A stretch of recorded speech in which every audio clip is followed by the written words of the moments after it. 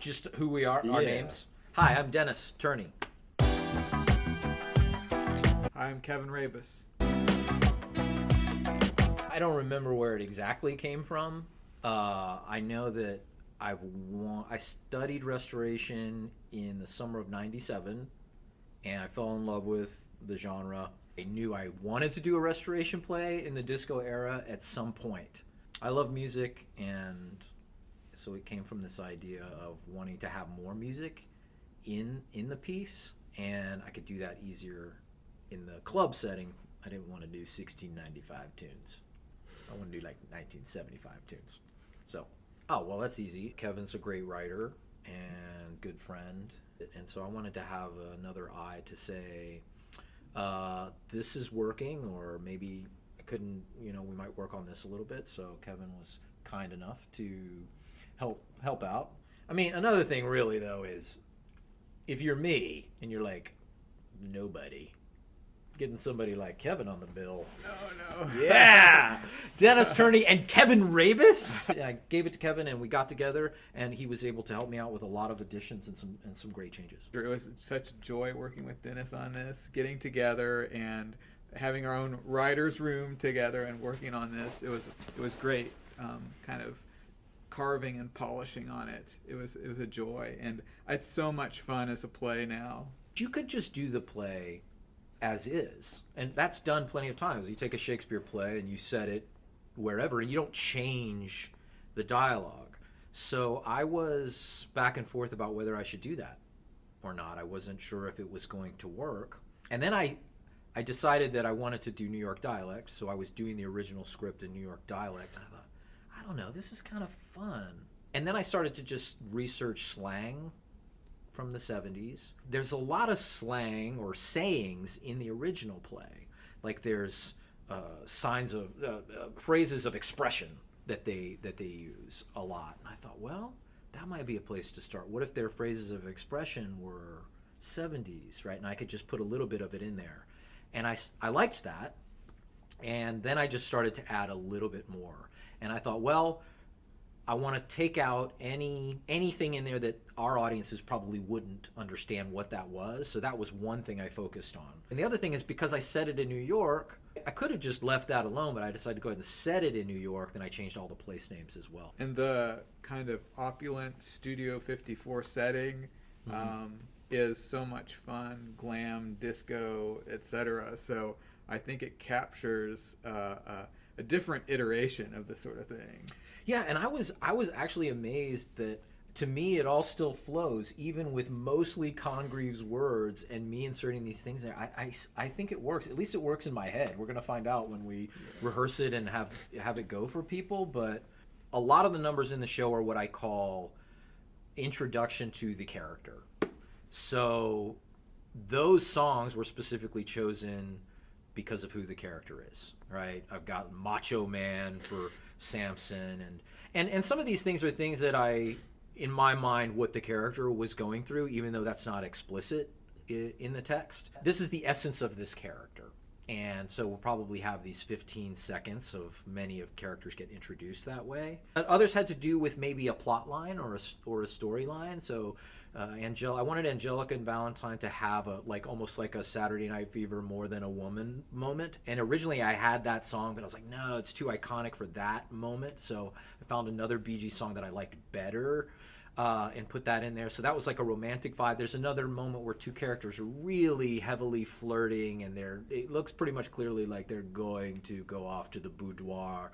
And I wanted to have maybe something that was a little bit sexier, which was really part of that vibe. And Donna Summer, who was kind of the queen of that, so her song Love to Love You Baby was like perfect for that vibe. There's a sailor in there, and so I chose in the Navy for that, and I thought have two servants come out and do some number. So it's pretty much all of the songs were pretty carefully chosen in terms of what was happening. Samson's trying to get himself up for a hot date, so he's playing Teddy Pendergrass and getting the champagne ready. So that's what it all had to do with. So. And I think there's like 20 musical parts. There's a DJ as a character, which is super cool. I did add a DJ of the character. I thought it was perfect for the world.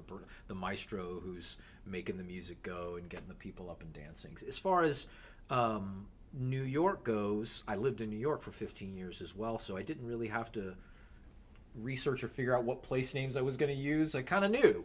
You know, I read The Way of the World. Okay, yeah. Which is also Congreve, but Congreve, this yeah. one, you know, was more popular and is more fun. It was to me that capturing that kind of bacchanalian party vibe even better. And so it was a joy to dig into this and to go with somebody who knows a lot about this time period in this play. It took most of the summer, last summer.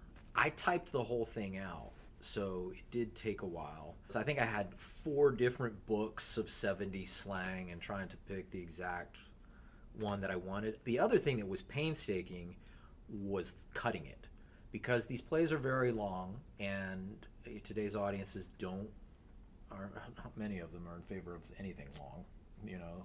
But I also didn't want to lose the style of the play, which people are engaging in conversation and they're enjoying that conversation. If you cut it too much, you lose that. And I just kind of read the whole thing myself, and then I would make little notes. And I think over the summer, and then we finally got together probably halfway through that process, and Kevin gave me some great stuff, went back, inserted that into it, and I think by the end of the summer I pretty much had it. But it didn't seem to be a slow 3 months. Dennis really seemed to dig in and work hard. I will say this, though, it was the summer, and I really wanted it to get it done. So in that 3 months, I would say, though, I probably worked on it anywhere from 6 to 8 hours, 5 days a week. So I say 3 months, but it was probably, I don't know, maybe 24 to 30 hours a week just typing alone. I'm not a fast typer, so part of that's that. If you're a faster typer, you may have got it done a little bit quicker. So. And I really enjoyed how we got together and worked on a certain bit to see if we could make it as funny as we could without going too far over the top, yeah, but still getting the wild madcapped element of it. Those were really good discussions and really, really helpful, having a second person to say what they think about that. I don't know that I had a favorite. I loved researching all of this stuff, you know, and finding things like shaggin' wagon and all of these things. And it was really fun. And it was remarkable how well it just inserted into his dialogue. I will say one of my favorites is there's a character named Samson. And he has a phrase that he says a lot, body o' me, body o' me. And it really kind of is, it's an exclamation of, oh my goodness. That's really kind of what it means. But it's interesting because that phrase, I knew I wanted to switch it a little bit, but it actually gave me an idea about what was going on with Samson, like psychologically, even though there's nothing really of this in the text to necessarily say that, but you could go there. So I went there. So in an adaptation, that was kind of cool because I could take a character and I could see something in it and I could push it, I could nudge it in that direction just a little bit, you know. And what I came to is that this guy is having a midlife crisis, first of all, because he's acting like a maniac and he's acting crazy.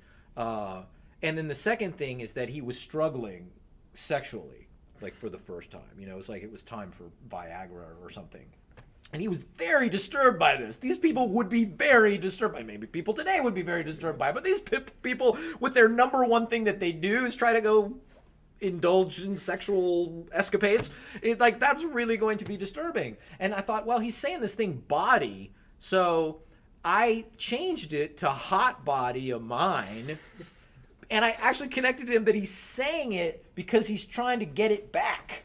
I'm hot. My body's still hot. So that was just one of that. So I really grew to love that phrase, hot body of mine. Valentine says that he's run out of money and he wants to be a poet/playwright to make that money back. And his advisor tells him that's totally nuts. And of course, we're watching a play that made the money to make this happen. So it's kind of meta. There's a lot of exclamations. So those naturally came in because his original dialogue has a lot of exclamation. So I was changed to like hot dog or jinkies or funkadelic or, you know, things like that. Awesome. Thank you guys so much for doing this. Oh, yeah, absolutely. Yeah, our Absolutely. pleasure.